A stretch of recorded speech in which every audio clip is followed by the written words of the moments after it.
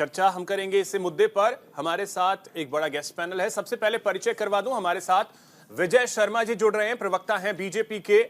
कपीश श्रीवास्तव जी हैं हमारे साथ, प्रवक्ता हैं समाजवादी पार्टी के।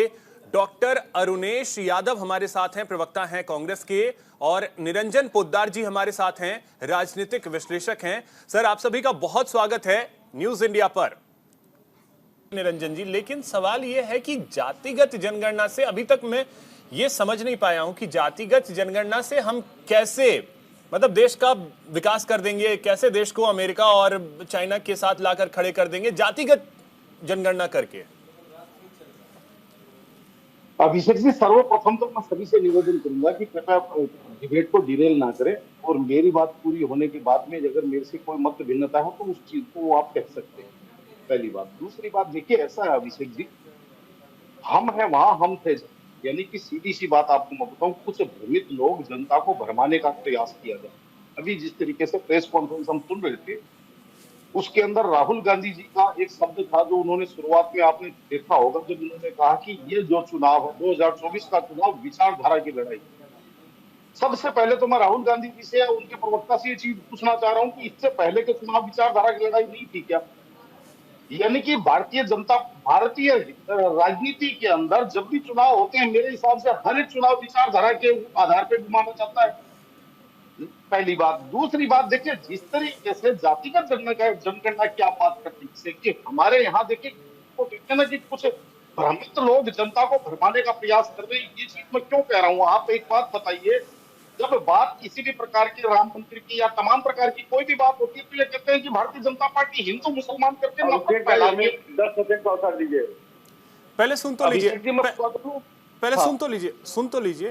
हाँ, तो उस समय अपोजिशन क्या कहता है, भारतीय जनता पार्टी हिंदू मुसलमान करके देश में नफरत फैलाना चाह रही है। लेकिन वही विपक्ष वो कहता है बनिए ब्राह्मण ठाकुर जाट गुजर माली जाति फलाना ढिमकाना, वो यानी कि जातिवाद करके नफरत फैलाने नहीं, नफरत फैलती, यानी कि हिंदू मुसलमान करके नफरत फैल जाती है। लेकिन बनिया ठाकुर ब्राह्मण जाट ये सब आपस में इनको आपस में लड़ाने से नफरत फैलती। बड़ी गजब की हिपोक्रेसी है। अरे भाई, ये तो और ज्यादा संकीर्णता आ गई इसके अंदर, तो जिसको कहते हैं समाज के अंदर 20 टुकड़े और हो गए। पहले 2 टुकड़े हो रहे थे, अब तो 20 टुकड़े हो गए। लेकिन ये हिपोक्रेसी है, और जो चीज हमें सूट करती है वो ही चीज संवैधानिक रूप से सही मानी जाती है। अब देखिए, पहली बात तो ये समझिए अभिषेक कि मेरा मानना ये है कि 2024 के चुनाव का पहला चरण 2 दिन बाद में शुरू होने वाला है, और मेरे हिसाब से जितना मेरा मूल्यांकन, जनता ने जो अपना मन बना लिया है जिसको वोट देना है उसको, अब मेरे हिसाब से ये इतनी बातें करके केवल समाज में वैमनस्य से फैलाया जा सकता है, वोट परिवर्तन मेरे हिसाब से नहीं होता। लेकिन यहाँ पे जिस तरीके से भरमाने का और समझाने का खेल चलता है राजनीति के अंदर, और जिस तरीके से अभी मैं कांग्रेस के प्रवक्ता को भी सुन रहा था, मुझे लाइन से आगे आप बढ़ ही नहीं पा रहे महाराज, कुछ नया चीज बताइए।